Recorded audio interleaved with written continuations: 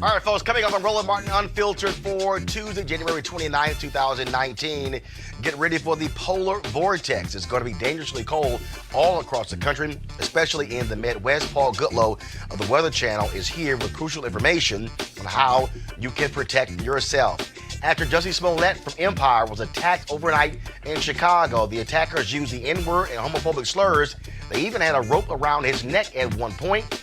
He is out of the hospital and safe. We got the pictures and also details. 4 black prisoners in an Ohio prison were chained to a table and stabbed by a white inmate. It is shocking video, and they say that the security guard actually set it up, but no charges were filed against him. In Baltimore, the state's attorney says no more prosecutions for simple marijuana possessions, and she is going to try to revoke 5,000 or so cases where folks have already been convicted.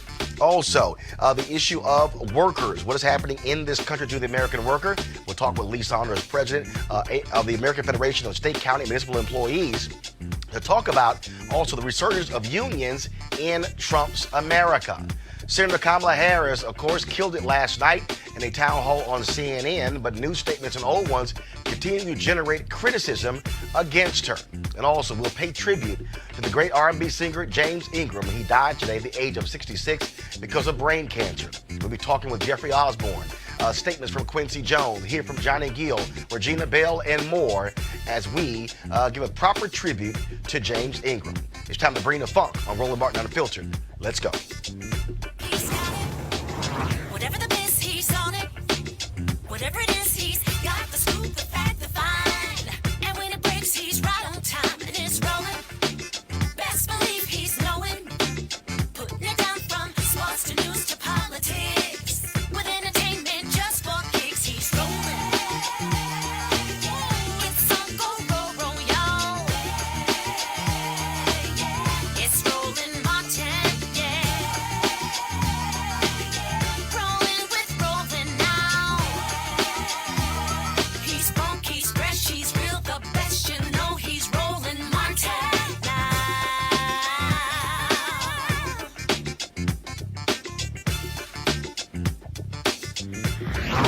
Martin.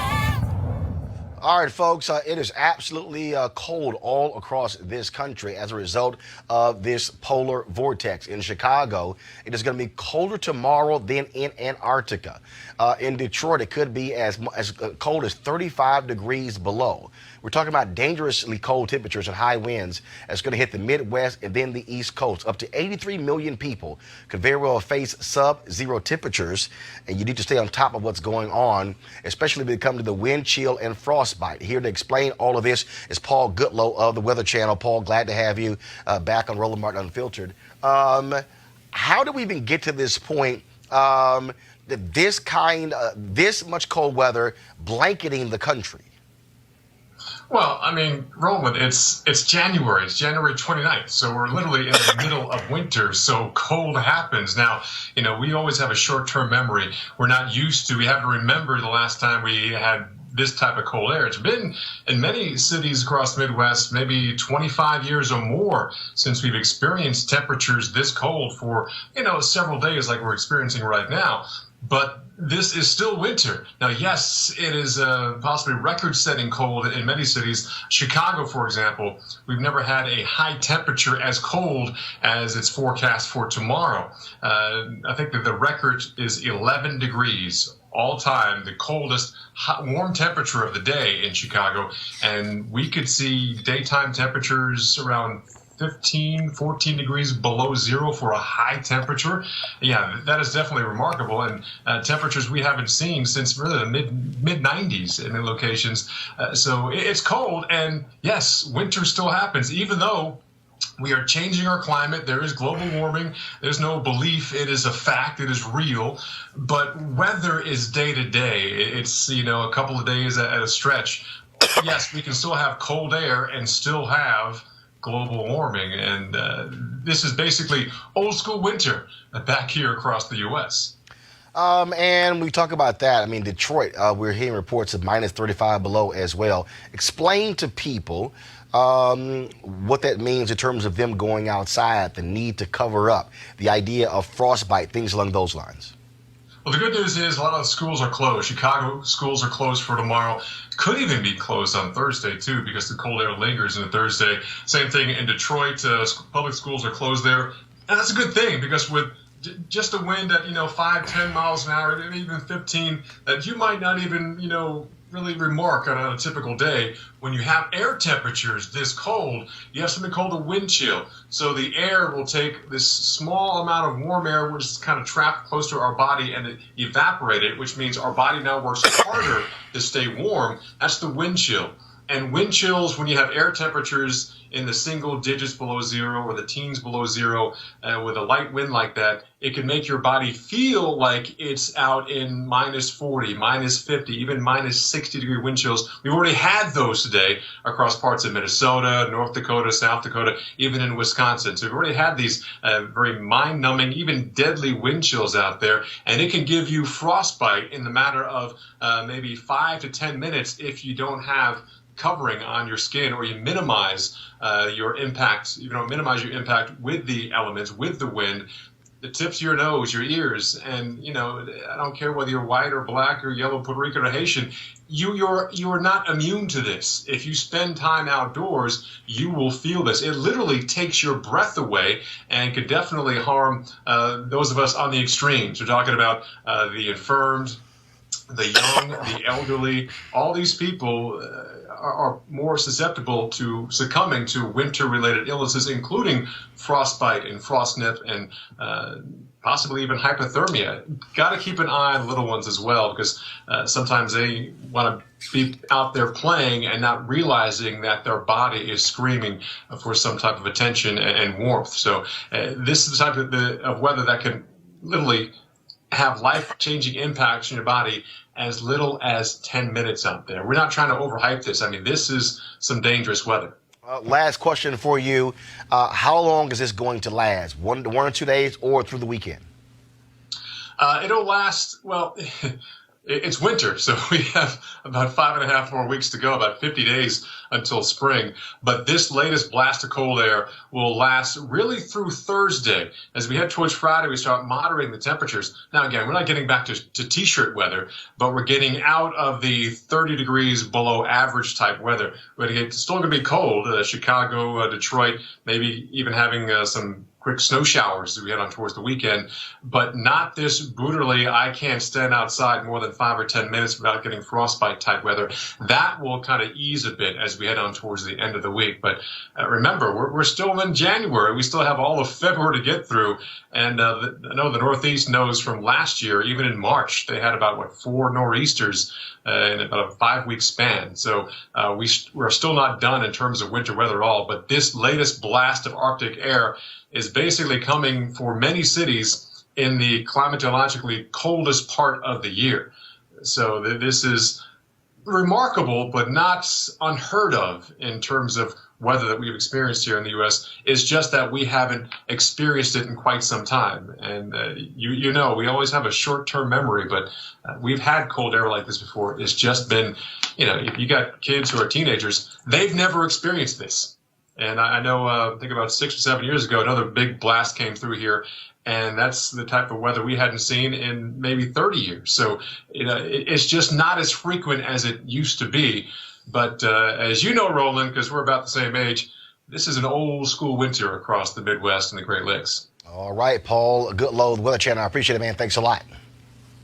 Sure thing. All right, folks, speaking of Chicago, a vicious attack against Empire actor Jussie Smollet. Of course, Jussie, who is black, openly gay, was attacked in Chicago by 2 white masked men yelling the N-word and homophobic slurs. According to the Chicago police, they poured an unknown substance on Smollet. The police also say that at one point, the attackers placed a rope around his neck. Now, Smollet told CNN's Don Lemon that he was shaken and angry and fought back. He took himself to the hospital and was treated and released. This is a photo here of Jussie's face. Now, many folks have been commenting all on social media as a result of the news of this attack. Lee Daniels, the creator of Empire, put out this video. It's taken me a minute to come to social media about this because, Jussie, you are my son. You didn't deserve, nor anybody deserves, to have a noose put around your neck. to have bleach thrown on you, to be called die, faggot, nigga, or whatever they said to you. You are better than that. We are better than that. America is better than that. It starts at home. It starts at home, yo. We have to love each other, regardless of what sexual orientation we are. Because it shows that we are united on a united front. And no racist fuck can come in and do the things that they did to you. Hold your head up, Jussie. I'm with you. I'll be there in a minute. It's just another fucking day in America. The studio behind Empire 20th Century Fox issued this statement, quote, "We are deeply saddened and outraged to learn that a member of our Empire family, Jussie Smollet, was viciously attacked last night. We send our love to Jussie, who is resilient and strong, and we will work with law enforcement to bring these perpetrators to justice. The entire studio, network, and production stands united in the face of any despicable act of violence and hate, and especially against one of our own." And so that was a statement there. Again, I reached out to Jussie about 2 hours ago. I have not heard back from him. I sent him a text to see how he was. As I said, he is actually out of the hospital, and so we certainly want to send our prayers to Jussie after this attack. All right, folks, let's talk about what's happening in Baltimore, where the state's attorney in Baltimore has decided to stop prosecuting cases of simple marijuana possession. Also, she will vacate the convictions of 5,000 people on the same charge. Joining us right now is State's Attorney Marilyn Mosby. Marilyn, how you doing? I'm doing well. How are you, Roland? I'm doing great. I mean, obviously, this is huge news. Why did you decide to make this decision now? Well, for several reasons. First and foremost, there's absolutely no public safety value to the prosecution of marijuana, which has been legalized in half the states across the country. It's disproportionately impacted communities of color. It erodes public trust because of that disparate sort of enforcement, and it's costly and counterproductive to the limited uses of resources that we have in a city like Baltimore. In 2017, we had 343 homicides with a year-end clearance rate of 31%. Last year, 316 murders, a 26% year-end clearance rate. It's time for us to get serious about what makes us safe, and jailing people for possession of marijuana is not what does it. We have seen other DAs across the country do this exact same thing. At the same time, while you have states that are also legalizing marijuana, and so you sort of have this back and forth when it comes to this issue. One of the things that also jumps out when we talk about this notion of vacating this is that so many people were sent to prison for long periods of time for basic marijuana use, and now you have folks who are making billions off the very same drug. Correct. You're absolutely right, Roland. And the problem is not just in the past, it's also in the present. So in 2010, the ACLU put out a report. In Maryland, the arrest rate for possession of marijuana was the 4th highest in the nation. And in Baltimore City, the disparity was even more glaring because you were 6 times more likely to be arrested for marijuana possession if you were a black person. You would think that that was the ways of the past, but even after the decriminalization of marijuana of 10 grams or less, you still have a disparate sort of role or enforcement that is being applied to black people differently. In 2015, it's now a civil citation in which they can issue, the Baltimore Police Department, 89% of the citations that they issued citywide were black. 2016, 94% were black. In 2017, 95% were the black people. And the most glaring sort of statistic is that 42% of the citations that were issued in only one of 9 police districts throughout the city happened in West Baltimore. In West Baltimore, where their population is 95% black, right, and impoverished. So what that says to me is that you're targeting and enforcing these laws disparately, even though the research has indicated that the use of marijuana among white and black people is the same, but you're targeting black, poor people in West Baltimore. And what do you hope other DAs will do law and order folks will do when it comes to this whole issue of marijuana prosecutions.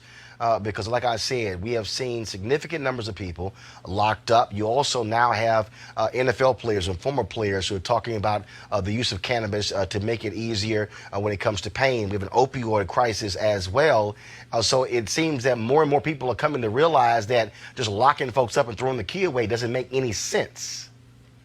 It doesn't make any sense in that we should be utilizing those resources towards solving homicides, going after violent offenders. You ask a mother who lost her son where she'd like us as law enforcement to spend our money and our time and our resources, she's not going to say on marijuana possession. And you're absolutely right about the collateral consequences that are clearly evident in communities like West Baltimore, that once you get involved in the criminal justice system, you understand there are collateral consequences that come with that. The social, economic, political debilities that result from being involved in the criminal justice system that have long-term effects on people. So it can affect adoptions and housing and immigration, employment, professional licenses. It's just a number of collateral consequences that come with focusing our time and our attention on marijuana possession. All right then, Marilyn Mosby, we certainly appreciate it. Thanks so very much for joining us. No, thank you for having me, Roland. All right, thanks a bunch. Folks, being in prison is pretty bad. Being attacked by another inmate is not so great. How about being chained to a table and attacked by another inmate with a knife is a whole different ordeal. This is what happened to Shamik Pugh and 3 other black inmates at the Southern Ohio Correctional Facility in Lucasville, Ohio, one of the state's most secure prisons. This video is from June 2017. It was first obtained by the Associated Press under a Freedom of Information request. It is certainly shocking. You see what is happening here. Go back to the video, please. So what you have here is, again, 4 inmates chained to a table by a security guard. One of the inmates is being stabbed. That particular, of course, and the officer who did this was not prosecuted as a result of this decision. And so that makes no sense whatsoever. That this case, though, continues to be investigated now that that video has been released. All right, folks, going to a break right now. When we come back, we'll talk with Lee Saunders, talking about the resurgence of unions in America in the age of Trump. Next on Roland Martin Unfiltered.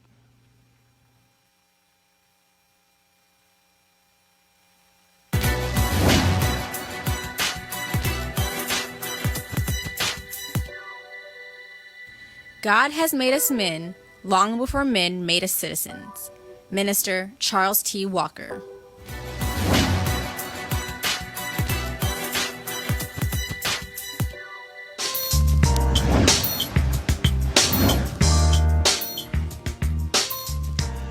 All right, folks, today's HBCU Giving Day. Our university of the day is Gaston State Community College, located in Gaston, Alabama.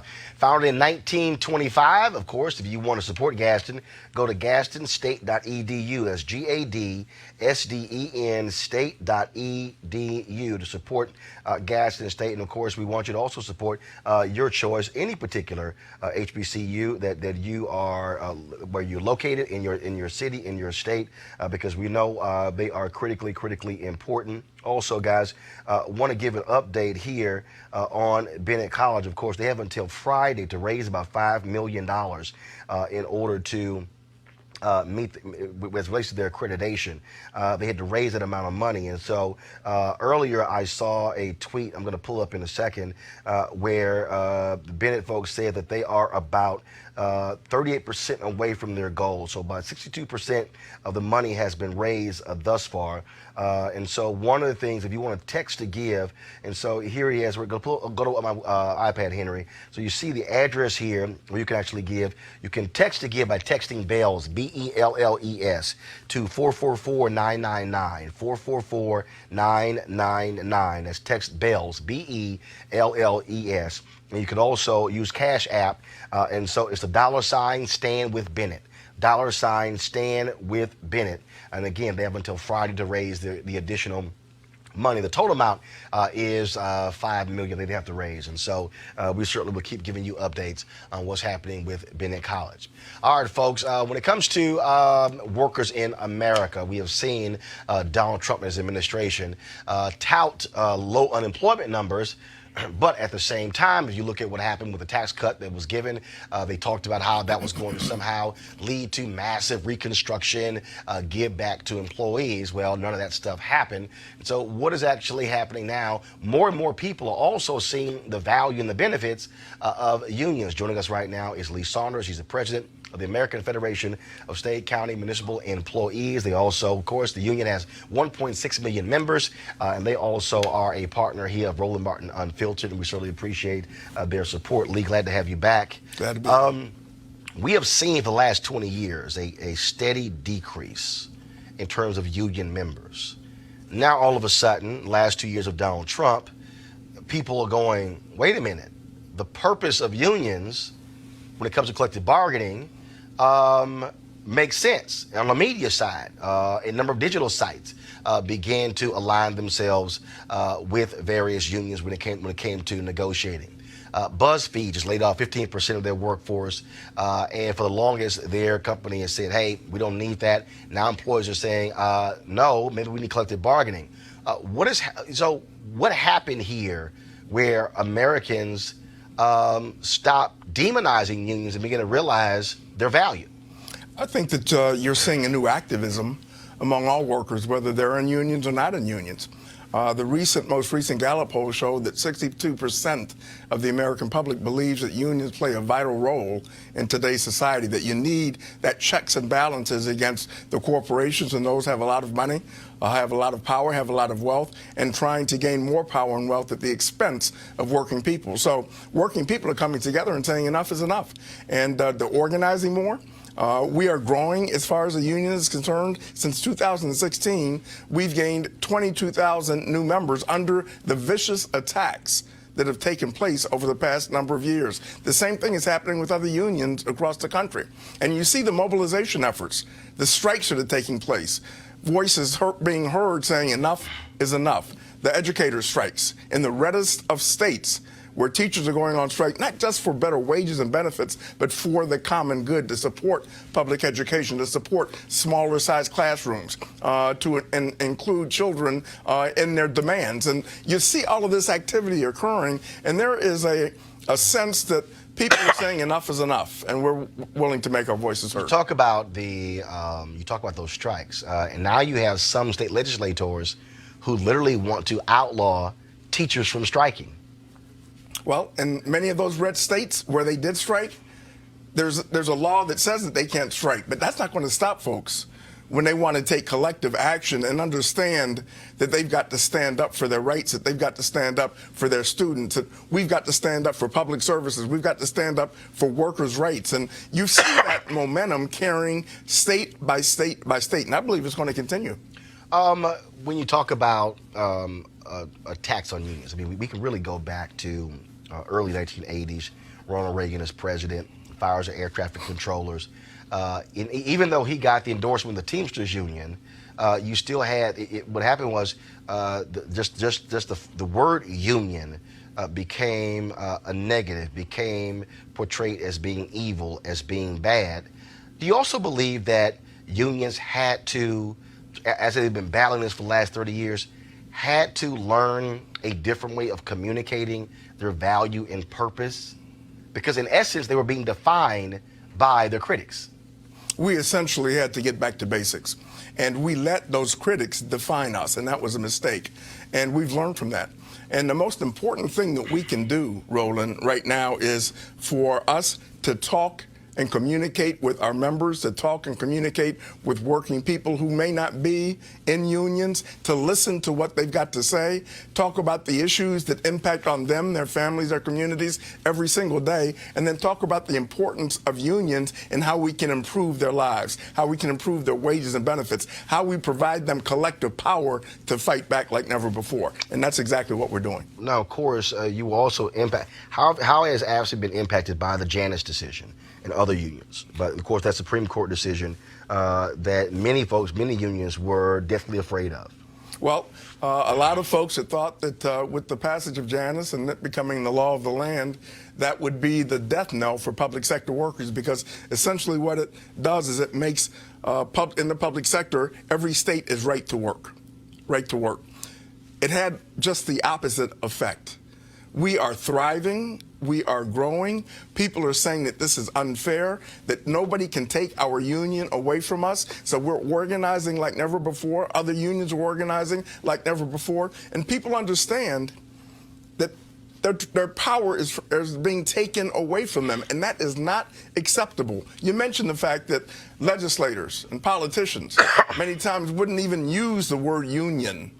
Well, unions have benefited workers all across this country, and now politicians are talking about unions, the importance of the trade union movement, the checks and balances that exist, and we've just got to continue to promote those folks doing those kinds of things. When we talk about, I had, of course, Bill Spriggs on, economist with the AFL-CIO, Howard University, economics professor, and he talked about historically the importance of unions for African Americans. You got folks out there who are young, who are watching us right now on YouTube, Facebook, and Periscope. And so share with them again how disproportionately unions impact black folks economically compared to others. Well, if you are a union member and you're African American, your wages are substantially higher, your benefits are better, and you have a voice on the job. You cannot ignore those kinds of statistics. Where we have a union environment, whether it's in the public sector or the private sector, it disproportionately impacts in a positive way African American families. Not only that member, but the families and their communities. And we've just got to continue to get that word out. That's one of the reasons why they're coming after us, because they don't want to see us have that kind of power, to see us have that kind of clout. So not only as far as African Americans are concerned, but people of color, it's the same kinds of statistics. And so what we've got to do is continue to promote the importance of the union movement, what collective action can do to benefit working families, to benefit workers, to benefit their communities. And that's why you see this surge of momentum saying, enough is enough. We need protections, we need a union, and we're going to make our voices heard and fight back. All right, Lee Saunders, we really appreciate it, man. Thanks a lot. Appreciate it, brother. All right, I got these Alders. I'm gonna hit you with the fist pound, so I don't want you to catch anything. I appreciate it. Thanks a bunch. All right, folks. Last night, Senator Kamala Harris, of course, she was involved in town halls on CNN. I don't watch CNN, so Monique Presley, my producer, they were busy watching the show, texting me, telling me what happened, saying Senator Harris killed it. If you actually look at the ratings as well, it was the single highest single candidate town hall in CNN's history. A new poll out today also shows that Senator Harris and Joe Biden are the front runners for the Democratic nomination. Now again, professional tip here, pay no attention to these polls this far out. Way too early. But Senator Harris was indeed impressive with how she was able to answer questions. Now, at the town hall, she talked about why she's in favor of Medicare for all and getting rid of health insurance companies. Watch this.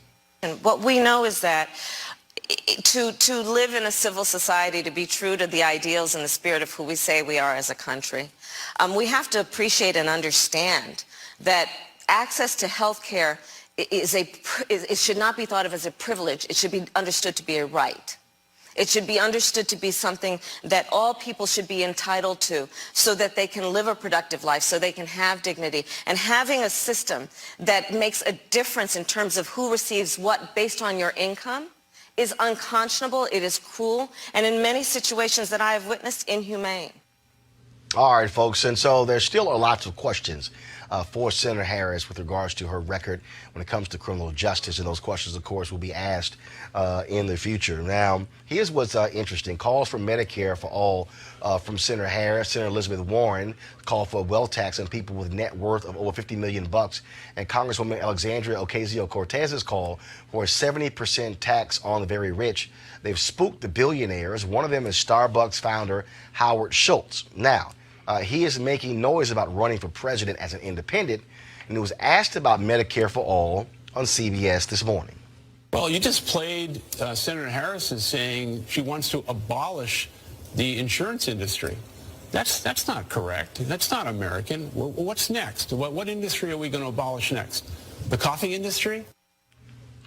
Okay, so here's the piece, okay? So Schultz also called the 70% marginal tax rate for the very rich that proposed by Congresswoman Ocasio-Cortez, he calls that un-American.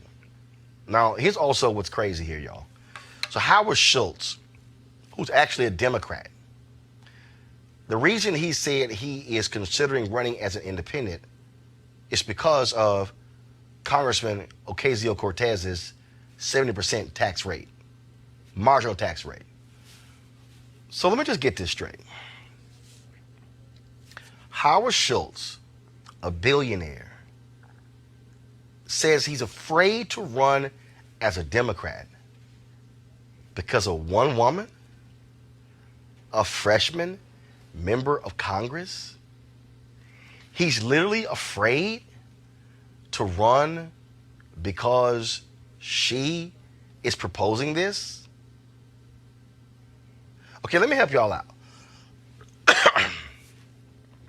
Congresswoman Ocasio-Cortez has suggested this in interviews. There is no bill. The House Democrats are not literally considering a bill to change the tax rate. Okay, let me also explain to you that 70%, it's 70% after $10 million. After $10 million. He won't run as a Democrat because of that. Let me go ahead and just unpack this for y'all. Howard Schultz is scared. Howard Schultz is a wimp. Howard Schultz is actually deathly afraid to stand on a stage with the other Democratic candidates and defend his positions. You cannot convince me that this guy is saying, I don't want to run as a Democrat because of that New York young congresswoman. Do you know how weak and impotent that is? It's about as weak and impotent as paying $6 for a cup of damn coffee. That's stuck on stupid to me. Mind you, I have never in my life bought a Starbucks coffee. But to say you're scared to run as a Democrat because of one woman is weak. No. Here's the real deal. Billionaires like Howard Schultz don't like being questioned. I'll go ahead and put it right now. I know he's hired Steve Smith, who of course ran John McCain's campaign in 2008. I know he's hired Bill Burton, who worked in Obama's campaign in 2008 and 2012, but who's also a joke. Howard Schultz is not going to run as an independent. This is a vanity deal. This is the guy who has a book out right now who wants to sell some copies of a book. But if you actually want to run for president, have the guts to stand on a stage with the other candidates. Have the guts to travel around the country and go ask voters for their vote and travel and have these various discussions. But don't sit here and try to fool us and act as if you somehow are just so offended, so scared, just so, oh my goodness, how dare she make this proposal to tax us? Dude, you're a billionaire. A billionaire. And you don't like being questioned. That's the real deal right there. So if y'all want to sit here and listen to Howard Schultz, that's fine. If y'all want to take him seriously, that's fine. And he's doing interviews all over the place, The View and CBS, and he's going to be on Morning Joe tomorrow, all these places. But Howard Schultz, really? Really? You're scared of one congresswoman from the Bronx? Dude, that's weak, and that's sorry. It really is. All right, folks, going to a break right now. We come back, and we're going to actually talk about Kamala Harris. Last night we told you everyone running for president was going to be looked at very carefully, and already the Young Turks are reporting that Howard Schultz gave less than 1% of his fortune to charity. Boy, such a big giver. Now, Senator Kamala Harris is also being called out on her actions as San Francisco District Attorney, and critics are pointing to this clip from January of 2009. I would not be standing here were it not for the education I received. And I know many of us will say the same thing. And I believe a child going without an education is tantamount to a crime. So I decided I was going to start prosecuting parents for truancy. Well, this was a little controversial in San Francisco. And frankly, my staff went bananas. They were very concerned because we didn't know at the time whether I was going to have an opponent in my re-election race. But I said, look, I'm done. This is a serious issue, and I've got a little political capital, and I'm going to spend some of it. And this is what we did. We recognized that in that initiative, as a prosecutor and law enforcement, I have a huge stick. The school district has got a carrot. Let's work in tandem around our collective objective and goal, which is to get those kids in school. So, to that end, on my letterhead, now let me tell you something about my letterhead. When you're the DA of a major city in this country, usually the job comes with a badge. And there is often an artistic rendering of said badge on your stationery. So I sent a letter out on my letterhead to every parent in the school district, outlining the connection that was statistically proven between elementary school truancy, high school dropouts, who will become a victim of crime, and who will become a perpetrator of crime. We sent it out to everyone. A friend of mine actually called me and he said, Kamala, my wife got the letter. She freaked out. She brought all the kids into the living room, held up the letter, said, if you don't go to school, Kamala's going to put you and me in jail. Yes, we achieved intended effect. So one of the issues that we'll, of course, be talking about is the idea of using a prosecutor using the threat of jail to deal with truancy. Is that the proper thing to do in this country? And so, again, that's just one of the issues that we'll be talking about as we continue to cover the campaign of Senator Kamala Harris and the other Democrats who are running for president in 2020. All right, folks, got to go to a break right now. When we come back, we're going to pay tribute to one of the legends of R&B music, James Ingram, who passed away today at the age of 66 from brain cancer. We'll be back on Roland Martin Unfiltered in just a moment. Hey everybody, this is Sherry Shepherd. You're watching Roland Martin Unfiltered, and while he's doing Unfiltered, I'm practicing the wobble. Yes, I am. Because Roland Martin's the one, he will do it backwards, he will do it on the side. He messes everybody up when he gets into the wobble, because he doesn't know how to do it, so he does it backwards. And it messes me up every single time. So I'm working on it. I got it. You got Roland Martin. Hi, my name is LaToya Luckett, and you're watching Roland Martin Unfiltered. What's going on, everybody? It's your boy Mac Wiles, and you are watching Roland Martin Unfiltered. What's up, y'all? It's Ryan Destiny, and you're watching Roland Martin Unfiltered. What up, Lana Well, and you are watching Roland Martin Unfiltered. Got Roland Martin Unfiltered, youtube.com/Roland S. Martin. And subscribe to our YouTube channel. There's only one daily digital show out here that keeps it black and keep it real. It's Roland Martin Unfiltered. See that name right there? Roland Martin Unfiltered. Like, share, and subscribe to our YouTube channel. That's youtube.com/Roland S. Martin. And don't forget to turn on your notifications so when we go live, you'll know it. All right, folks, welcome back. This afternoon, many of us were shocked and saddened to hear about the death of James Ingram, the R&B legend who was 66 years old. Henry, go to my iPad. This was a tweet that was sent out at 2:23 p.m. Eastern by Debbie Allen that said, I have lost my dearest friend and creative partner, James Ingram, to the Celestial Choir. He will always be cherished, loved, and remembered for his genius, his love of family, and his humanity. I am blessed to have been so close. We will forever speak his name. And then once this was posted, folks began to, of course, comment on it. And then, of course, we saw the story, because initially there was no cause of death given.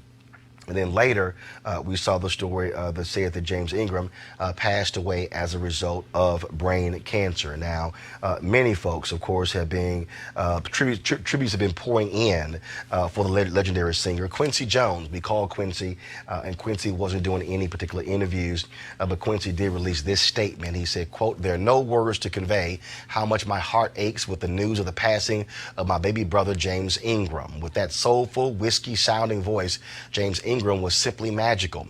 From the minute I first heard his voice on the demo tape for Just Once to 100 Ways, his classic duet with Patty Austin, How Do You Keep the Music Playing, Secret Garden, We Are the World, and all of our recordings, every beautiful note that James sang pierced your essence and comfortably made itself at home.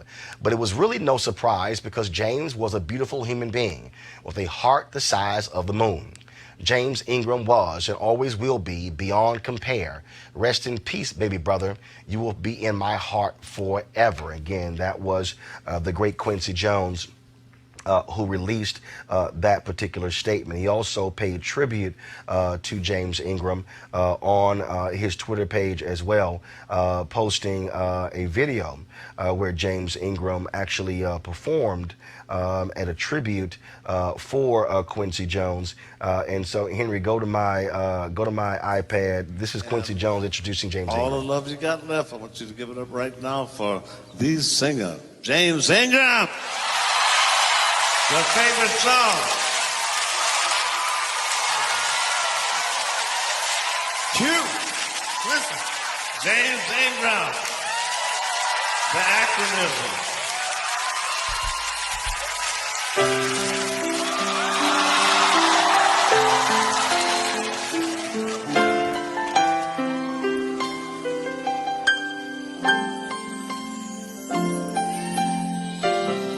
I did my best, but I guess my best. All right, folks, joining us on the phone right now is the incomparable Jeffrey Osborne. Jeffrey, how you doing, brother? I'm great, Roland. How you doing, man? Man. A little saddened, from the news. Absolutely. I saw your Twitter post earlier, and you said it was interesting because people always got you and James Ingram confused. Yeah, it was rather funny, actually. Me and James did a lot of work together, going way back to, the 80s. We did some shows in Vegas together for a while, and it's funny. We'd be standing together, and people would come up and still get us mixed up. People would come up to me and say they love my song Just Once, and they'd come up to James and say, I love your song On the Wings of Love. And we'd stand there looking at each other, laughing. And James would always play it off. James would always just go with it. He'd say, "Yeah, James, I love you On the Wings of Love." He'd say, that was a good song, wasn't it? So we had so much fun, man. I loved him, and I'm dearly going to miss him. Wow. Well, one of the things that is also interesting, and this actually happened, Jeffrey. So I'm at Essence Music Festival. I'm in a restaurant in New Orleans. And a woman sitting at the table next to me, and she introduces herself, and she tells me she's James Ingram's daughter. And she said, "Oh, my God, my dad really enjoys your work." And I said, "I appreciate that." And then what's so funny is I said, "But I need you to tell me, how is it that your dad never, ever got the woman?" I said, "I swear, I listen to more of your dad's music." I said, "And I always got sad because he never, ever seemed to get the woman in the end." So the next year, the next year was 2007. The History Makers had a tribute to Quincy Jones. And James Ingram was one of the folks who paid tribute along with Eddie Levert and others. And I went up to James. I said, "Dog," I said, "you never got the woman, man." He cracked up laughing so loud. And again, and his music was just amazing. But that was always the deal. It was just sort of just his style and his outpouring and so how he affected folks with those ballads. Right, exactly. Well, he had that voice, man. That voice just was amazing, man. It was, a real earthy sound in his voice that just connected with everyone. At one point, James and I did a duet album, which never got released. It's a shame that it never got released, but it got mixed up in a record company kind of a duel. And You know, we spent a lot of time together, James and I. He was over my house. I was over his house. We wrote some stuff together for the duet album, and sadly enough, it never came out. But he was an incredible guy. He was a crazy guy, man. He was so full of fun, man. I tell you, it was amazing. And I'm blessed to have spent the time that I did with James, because we did a lot of shows together. He's just a beautiful person and a spirit and an incredible vocalist.